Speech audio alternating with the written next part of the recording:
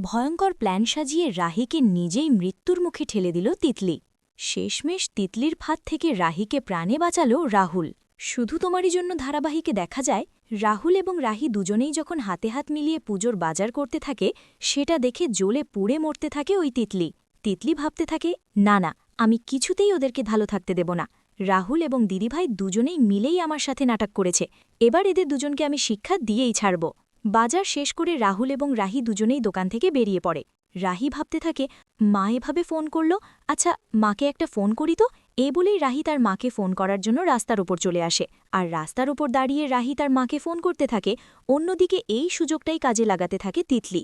ভাবতে থাকে যে দিদিভাই, আমার কিচ্ছু করার নেই, ওই রাহুলের জীবন থেকে তোকে সরাতে গেলে আমাকে যে এই প্ল্যানটা সাজাতেই হবে।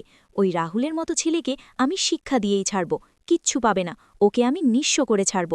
বলেই তিতলি রাস্তার পাশে যে গাড়িটা থাকে সেই গাড়ির সিটে গিয়ে বসে পড়ে, আর তারপর স্টার্ট দেয়, আর রাহির দিকেই গাড়িটা চালিয়ে আসতে থাকে। মনে মনে ভাবতে থাকে তিতলি যে আমি জানি এখন দিদিভাইয়ের একটু আঘাত লাগবে, আর তারপর তার দায় গিয়ে পড়বে ওই রাহুলের ওপর। তিতলি খুব উদ্গ্রীব হয়ে গাড়িটা চালিয়ে রাহির দিকে আসতে থাকে। অন্যদিকে রাহুল দেখতে পায় যে রাহির দিকে একটা গাড়ি আসছে, কিন্তু রাহি রাহি বলে চিৎকার করলেও রাহি শুনতে পায় না। রাহুল বুঝতে পারে গাড়িটা ইচ্ছা করেই রাহির দিকে এগিয়ে আসছে। রাহুল ঝাঁপিয়ে পড়ে ওই গাড়ির সামনে থেকে রাহিকে বাঁচানোর জন্য। অন্যদিকে তিতলি গাড়ি নিয়ে এগিয়ে এলেও কোনো মতেই তিতলির প্ল্যান সফল হয় না। তার আগেই রাহুল রাহিকে বাঁচিয়ে নেয়। তো বন্ধুরা, তোমরাই এটা চাও তো যে এভাবেই যেন তিতলির ওই ভয়ঙ্কর ষড়যন্ত্র থেকে রাহিকে প্রাণে বাঁচায় রাহুল? কমেন্ট করে জানাতে ভুলো না।